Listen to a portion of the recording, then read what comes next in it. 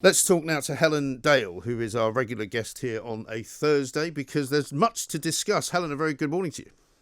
Good morning, Mark. How are you? Very well indeed. Not particularly enthralled with the idea of moving into Tier 2.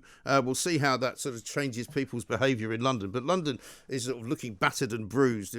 I was out last night and it was looking in parts in Kensington quite busy. But I was in a restaurant and the owner of that restaurant said to me, we'll probably just shut down if we go into Tier 2, because if people can't come here to have dinner with their friends and they can only come to have dinner with their households, there won't be enough people coming in. And he said just before the lockdown happened back in March, he was open one evening and he took 90 quid. That was it. Yes, this is an ongoing problem.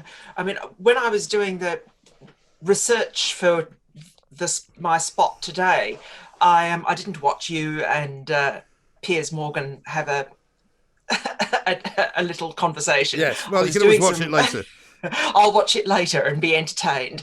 But I was talking to a friend of mine who's a publican in Essex, and Essex actually asked to be placed in Tier 2, and his name is Adam Brooks. Oh, yes. He runs two pubs.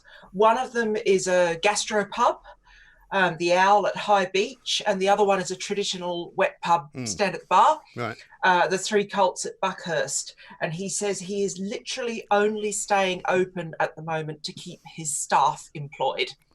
That's the only reason for it, because he's losing money. And the comment he made to me when I spoke to him, and I'm actually going to read it out to get it exactly correct, he's losing more than he would be if he stayed closed. Well, that's the problem, isn't it? Because he's only doing it to keep his staff employed and to keep that employment relationship intact, right. In the hope, because he had hoped that it would, because he had it with Eat Out to Help Out, particularly at the gastro pub, he had a good run with in August with Eat Out to Help Out. So he thought, right, this is going to go into a normal Christmas, and then return to roughly normal in about March next year. That's what his business plans were based on. Yes. Well, that's what's interesting. I was asking yesterday for people, all these last week we talked about polling and what people tell pollsters, because I'm still very puzzled by all these polls that are showing how much lockdown is wanted by so many people. And I actually asked for people to ring in and say, this is why we want a lockdown. And funnily enough, I was surprised to get a call from a publican who owns his own pub, and he said Tier 2 for me is basically no good, because I can't serve more than one person at a time. They're not allowed to talk to one another, or else there's a fine imposed. And so I'd rather lock down completely and get the furlough money that they'll inevitably have to give me. Yes, this has created a whole lot of what economists call perverse incentives, and also lawyers will talk about perverse incentives as well. And there was a very interesting article yesterday, might have been the day before, by Laura Dodsworth, who's a very good journalist. She's the one, she's mainly known as a photojournalist. She's the one who did the Detransitioners piece for the Times, with all those incredible photographs, seriously National Portrait Gallery standard photos. She's amazing. But she actually sort of put the camera down momentarily and started to do some research into what she believes, I think with some justification, to be the provision of financial incentives to local authorities to go into a higher tier. Right. Now, it was originally reported on the BBC that it was £1 per head of population for Tier 2 and £2 per head of population for Tier 3. Right. Now, Essex County Council has since come out and said, no, that's not the case. We're not getting any money. But by the same token, Laura did link in her speech, in her article, to a speech by Boris Johnson where he talked about the provision of financial support to local authorities, but not in exactly the terms in the original BBC article. So I'm not quite sure what's going on there. Yeah. But it is relevant in this context that Liverpool was first to go into Tier 3. It's very clear that their local authority is not happy about that. They've said repeatedly that they were not consulted, that they're not happy with it, and so on and so forth. But they've agreed. But it's in context, Liverpool is notoriously a council that always runs close to bankruptcy. Right. It's a poor council, whereas Manchester, a much richer council, was able to say, if you impose Tier 3 on Manchester, we will judicial review it. Now, the interesting thing about judicial review is traditionally with the JR is it stops everything in its tracks. Right. It preserves what the law calls the status quo ante. And would that work in this instance, given that this is technically a sort of public health measure? It would the logic behind, I think, I mean, obviously I'm guessing here because I'm not privy to the legal advice that Andy Burnham's been getting, but the logic behind it, I think, is to preserve the status quo ante and keep Manchester out of tier 3 for as long as is possible for the hearing to take place. Now, you can have urgent hearings, I mean, the whole concept of urgent injunctions to stop, or interdicts as they're called in Scotland, to stop buildings being knocked over. And I mean, I remember in Australia, when I was in practice, you would have a duty judge who is experienced in the equitable jurisdiction, which is the one that deals with injunctions, available at for a period where you had to be available at night, purely so that you could hear urgent injunctions. So these can be heard, these kinds of hearings, whether injunctive or not, can be heard very quickly. But it may buy, the logic behind it, and obviously their lawyers think they might be able to win, but even if they don't win, it buys Manchester an extra week or so, perhaps, out of being in the highest tier. And I think it's very interesting that Liverpool, despite the reaction from the council, hasn't done this. And all I can put it down to is that Liverpool just doesn't have very much money, and Manchester does. Well, it may be that, but it may also be that the Liverpool sort of lockdown is something that they want, whereas in Manchester they think the tier 2 is enough. Because I'm slightly puzzled by the speed with which this has happened. You know, the announcement is going to come in about 15 minutes' time from Matt Hancock. It seems to me that they haven't really left very much time on the first tier before they've moved on to the next tier. So how do they know it's not working so soon? Well, you see, this is the problem. And when you see people making claims that, oh, look, the number of the caseload has dropped or the number of infections has dropped, that must have happened because of the interventions. I mean, that's assuming a causal relationship without testing it. I mean, this is very, very basic statistics. I mean, well, if you did a maths A level, you will have learnt this.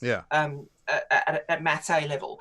And if you want to make that claim that this pattern of whatever it is, this outcome happened because of this intervention, you then have to test each intervention separately and control for all sorts of variables, all sorts of demographic and social variables and income variables. It's actually very, very hard to say that. And we already know from the first lockdown that there's a lead time with coronavirus. It tends to incubate for a while. So I just think generally people should be very, very careful about making those kind of claims. Well, also, the other thing that people have been saying to me over the last few days as well is an awful lot of these student infections that we know are causing spikes in all sorts of university towns. It's all the towns, may also be causing spikes where the students live, because some of the students will get a test, but they will register themselves as living at their home with their parents rather than wherever they are now. So it may well be that Essex, for example, has a surfeit of people who are students in other parts of the country, but they're registering in Essex as a positive test. And, well, this is the thing. It depends, because that kind of location information is very much dependent on where you want to vote. Yes. Do you want to vote in your university town or do you want to vote where you live? Yes. And I admit, I mean, I went from Edinburgh to Oxford to read law, and I made a very deliberate decision to register in my Oxford constituency rather than the one that I had been in Edinburgh, because at the time, and you're going to laugh at this, the Edinburgh one was so Labour, none of the other parties had a chance. So I thought my vote, I mean, because I didn't want to vote Labour, so it would be either Tory or SNP. My vote for either the Tories or the SNP counted for nothing. This tells you how long ago it was, because that's totally changed. But whereas Oxford was a Tory Lib Dem marginal, so it was, my vote could actually do something. And lots of people make decisions like that. Lots of people. Of course. And you might remember back in December, there was talk from certainly Labour Party quarters of how to advise some students that they could vote in both places, that they could vote not only in their home constituency where their parents lived, but they could also vote somehow in their student residence as well, which wasn't entirely true. No, it's illegal. It's been illegal since 1953 when we abolished university constituencies. Yes, but there were people advising them on how they could do it. You know what I mean? Yes. So there's always been that question of where you register to vote and where your vote is going to count. I mean, I lived in Wiltshire for a long time, which is so Tory, or was then, that there wasn't really any point in voting anything else, you know? Yeah, exactly. So I mean, it's puzzling. I'm still puzzled as well, Helen, by the sort of alacrity with which government ministers are willing to count on this data that they're collecting, which may or may not actually be reliable. I mean, apart from you can make the general observation, and I've done this in my journalism quite a lot, is that you shouldn't govern based on polling. You should govern based on your manifesto and your principles. Yes. I mean, that's a sort of basic rule of politics, and you should not try to just give in to polling all the time, because otherwise you finish up being a weather vane. Yeah. I mean, so that's an argument. But I do think, looking at the polling data, there is widespread support, if not for lockdown, but certainly for quite severe restrictions. And it is because there are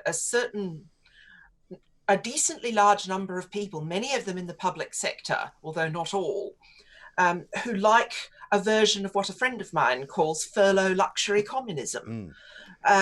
Which is, they quite like living at home. They don't like the commute, and they often, they don't grasp the implications of the mountains of debt that are being piled up. And the other problem, of course, with all the debt that's been piling up is all the while it's easy to service because of low interest rates. Yeah. Governments can sort of get away with it. The chickens come home to roost when interest rates go up, basically, and then you can't service the debt and then the wheels fall off. And Britain has had that experience going back in the 70s, and it involved, going to the IMF cap in hand and saying, please, sir, may I have some more? Right. Yeah, it's an interesting time, isn't it? And I mean, as far as the legality of some of these moves is concerned, particularly the Wales one I was interested in yesterday, where, basically this dictum went out that people coming from England, parts of England which were highly infected, would not be allowed into Wales. I'm not sure how they can actually police that. You can't do that. The police were talking for the practical things. You can't enforce this. You're asking us to enforce the impossible, which is an entirely fair comment from the police. But I'm not sure that you can close the borders in a unitary state like the United Kingdom. I don't think so. Despite devolution, the UK is still a unitary state. It's not a federal system. I mean, my Australian friends joke about the UK and call it NQF, not quite federalism. Yeah. But you can't do that in a unitary state. It's even quite hard to do it in a federal system like Australia. And there was litigation over border closures in Australia, and that's a federal system. Yeah, interesting.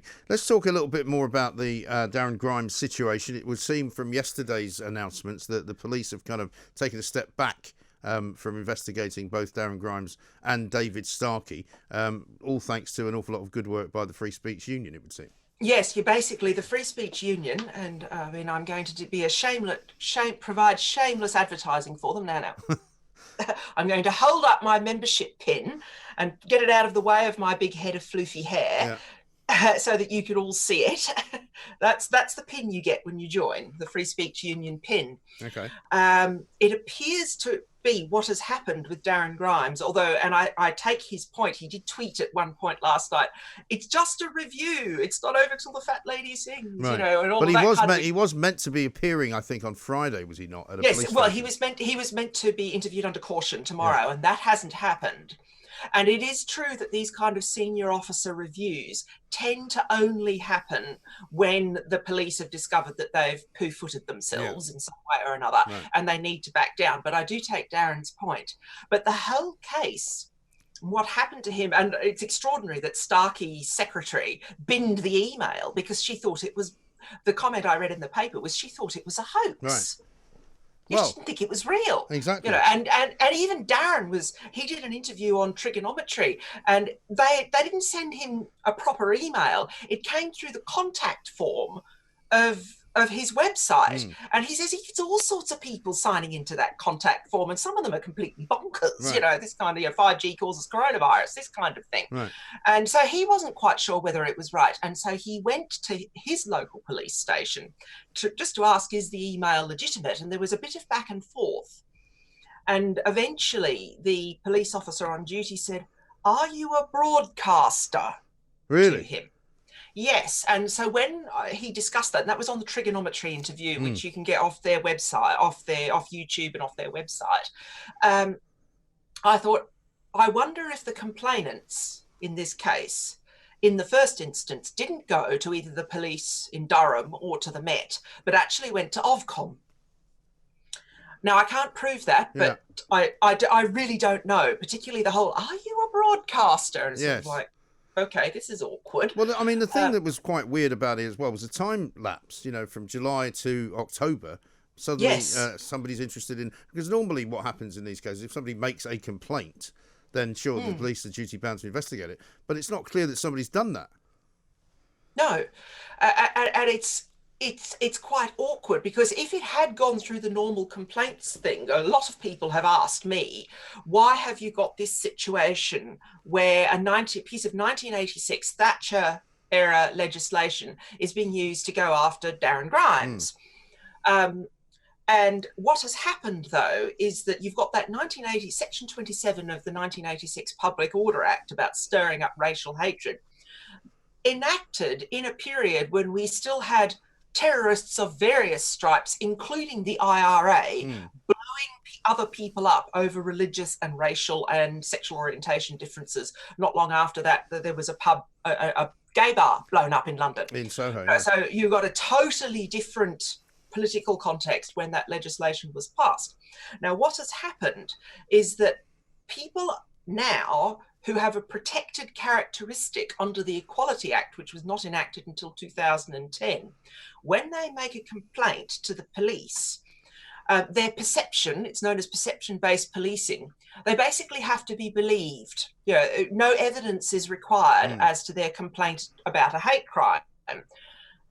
It has to be logged in the database as a hate crime, and they can't be queried, and the police are duty bound to investigate, even if they, as but is that the case under the Public Order Act, or is that No, because what has happened is the Equality Act means, and this is twinned with the hate crime operational guidance, is you finish up with the 1986 legislation being interpreted and also just effectively just run in light of the Equality Act and protected characteristics, and then the hate crime operational guidance, which is what says that you have to accept people's perceptions of racism, this perception-based policing. So a very old statute is being interpreted in the light of much newer statutes. And when it comes to hate crime operational guidance, we've been down this road before. That was what the Miller and College of Policing case was about, with the chap who was visited at his workplace, the stevedore up in the Humber, who was Harry Miller, ex-copper, but now a stevedore, investigated in his... he had the police present at his workplace, at the offices of his stevedoring company, and among other things, want to check his thinking. Now, that was also based on the hate crime operational guidance. Now, he won, but the core point of his case, but what he wants is, he maintains, and his lawyers maintain, is that HCOG, that hate crime operational guidance, is contrary to both common law protections for freedom of expression and the United Kingdom's treaty obligations under Article 10 of the European Convention on Human Rights. Now, that is waiting to be heard in the Supreme Court. I don't know what is going to happen to the Grimes case, but to the extent that HCOG is involved in it yet again, this perception-based policing, where you get very small numbers of complaints. In the Miller case, there was just a single complaint made to the police. I know. It's bizarre, isn't it? And I guess the problem is, we're out of time, unfortunately, Helen, but the problem is as well that this will lead to people being careful about what they say. And, in the land of what we think is called free speech in this country, for me, it's another nail in the coffin. But we'll talk some more about it, I'm sure, coming up. Helen Dale, thank you very much indeed, talking to us there about the dangers of the police getting involved in what is regarded as a conversation in whatever form you take it, whether it's on the radio, whether it's in person, whether it's on video, whether it's on YouTube. This is a very dangerous development. And one thing we can say is, thanks to Toby Young and the Free Speech Union, it would appear that the police have seen sense and are not actually going to pursue either Darren Grimes or David Starkey. But we will keep our eyes on it, and we'll keep you informed as to what is actually happening.